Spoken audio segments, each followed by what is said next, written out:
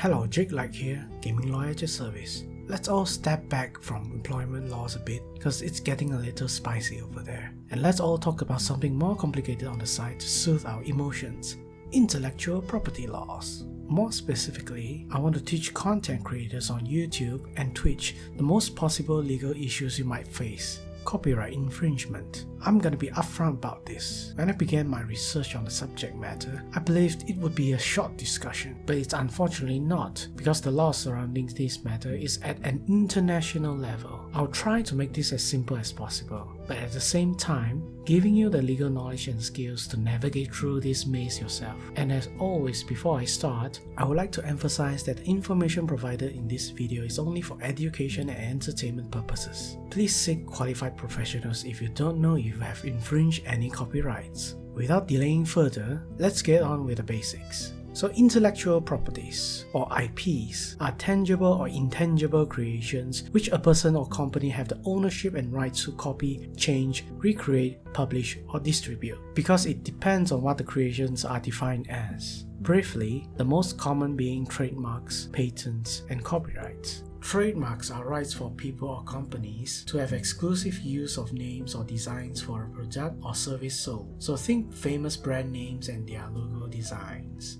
Patents are rights over new inventions, mostly scientific ones, that help society solve problems. Things like invention of insulin and greedy companies patenting the manufacturing process of it. And copyrights. They are anything that can be considered artistic creations or creative works, be it music compositions, songs, literatures, drawings, sculptures, digital art. And so the relevant IP I want to elaborate further is copyrighted works, which, just so you know, copyrights of any work exist the moment it is created and fixed. Since the Berne Convention, an international treaty, most countries have made it automatic for all works to have copyrights. If you use someone else's work without getting the appropriate permissions, what you're doing is called copyright infringement. A simple analogy would be, if you drew a fan art of me without my consent, congratulations! You have now just committed copyright infringement. Jokes aside, I'll be flattered if you do and won't sue you, probably. But if you want to know exactly how many things can be considered copyright infringement, and I'll tell you, even in the context of YouTube and Twitch, there is a lot.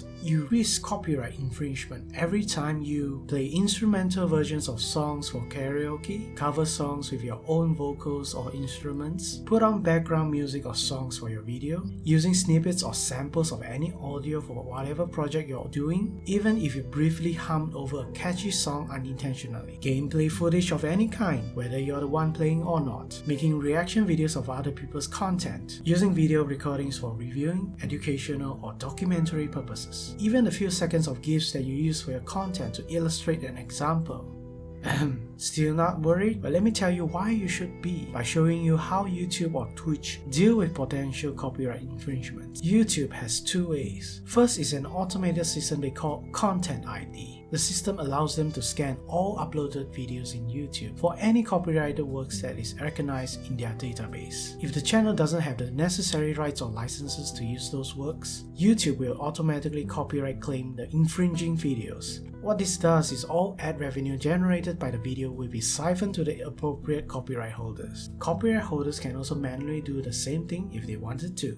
Doesn't sound so bad yet? Wait till you hear about video takedowns. If YouTube receives a formal request to take down videos, the video will be taken down and your channel will receive a copyright strike for each video taken down. If you receive 3 copyright strikes, all your videos will be deleted and your channel may be permanently deleted as well. No matter how long you have been cultivating the channel, you will lose everything once you have 3 copyright strikes. Same goes for Twitch. Even though they don't have a system like Content ID, they will take down videos and give you copyright strikes the same. Now you know the practical consequences of potential copyright infringement. You probably want to know how you can legally use copyrighted works then. Well, it's not any easier, but here's what you can do. For starters, you can try asking for written permission from the original creators of the works to use it in your video or project. But fair warning, copyrights are transferable. Sometimes these creators don't have the rights anymore or actually isn't the original creators themselves. Getting permission from them may be like buying a house from a tenant. They just don't have the right to do so. The only other way to use copyrighted work is getting licenses through reputable companies or agencies that are recognized worldwide and claim to be representatives of the original creators. There are many websites that offer licenses to use these works for free, but may state conditions on how you can use them. For example, they might dictate that you can partially use some parts of a video, or that you have to credit the original authors or artists in your specific projects, or that you cannot use their work for any monetary gain. There are license providers that require you to make all kinds of payments for full usage, especially works that are more famous and trending in the public. Unfortunately, I will not refer to any because they pose the same risk of not having the legal rights to give licenses in the first place. I can only recommend that you do extensive research yourself before you use any of these services that you find. Let me be clear, those methods are your safest and only way to avoid preemptive copyright claims or strikes from YouTube or Twitch respectively.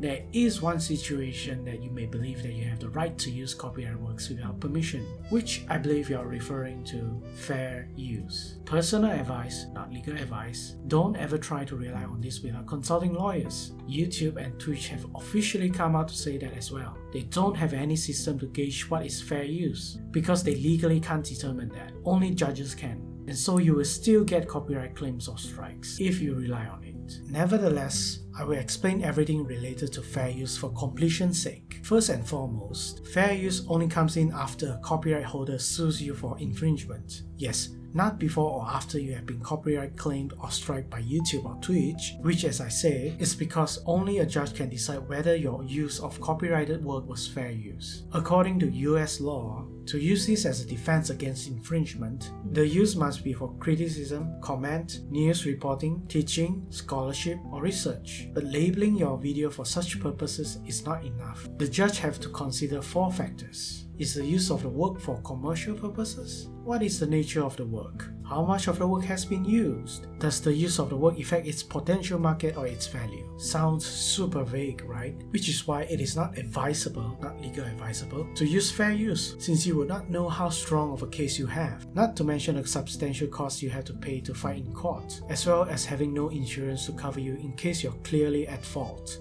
All that has been said, we've actually just been talking about US law. If the person doing the infringement lives in a different country, the copyright holder will take legal actions at that country. So sadly for you, you may or may not have the equivalent of fair use in the beginning. Let's look at UK. They have something called fair dealings instead. Not the same as fair use, they exist both in statute law as well as laws created by court cases that specifies narrowly defined circumstances or factors that can be used as defense against copyright infringement. To use these fair dealings as a defense is like finding a needle in a haystack. You have to closely examine the facts of your case to see what's applicable for you. As for Malaysia, somehow we managed to have both laws of fair dealings from UK as well as fair use from the US together, but retain all of the difficulties of using them as a defense. Excellent lawmaking skills. Just fuse them together to make super laws. In all fairness, pun intended, you might be thinking, gee, Mr. Light, if using copyrighted work without permission is so dangerous and risky, why am I not drowning in lawsuits and debts from infringement I've committed in my YouTube, Twitch, TikTok, Twitter, Instagram, Facebook, Twitter, and Goodness, Timmy, take a chill pill. But a valid question. So why aren't the copyright holders going after these people? The answers are simple. They fear the possibility of public retaliation if they pursue legal actions. It may have more serious effects on their reputation and harm their business in the long run, compared to taking down a small fry, relatively speaking.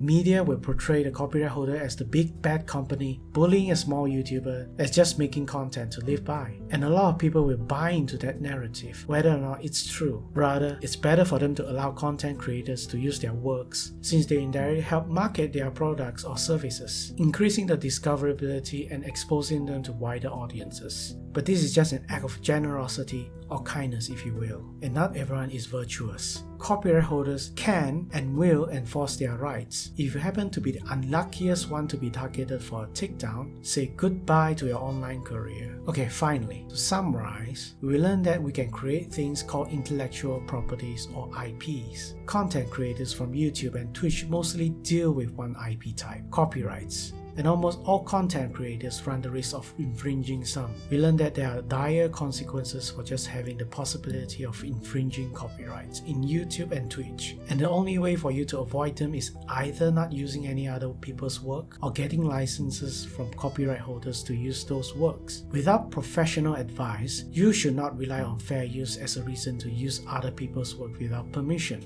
And the internet is globally united, so some copyright holders are only letting you use their stuff after considering the cost benefit between suing you and getting hated by the internet. Thanks for watching. If you have any questions or criticisms about today's lesson, please comment and let me know, or you can find me at our Discord community server, Light & Co Gaming Aid Center. Link is in the description below. Until next time, be hopeful but stay critical.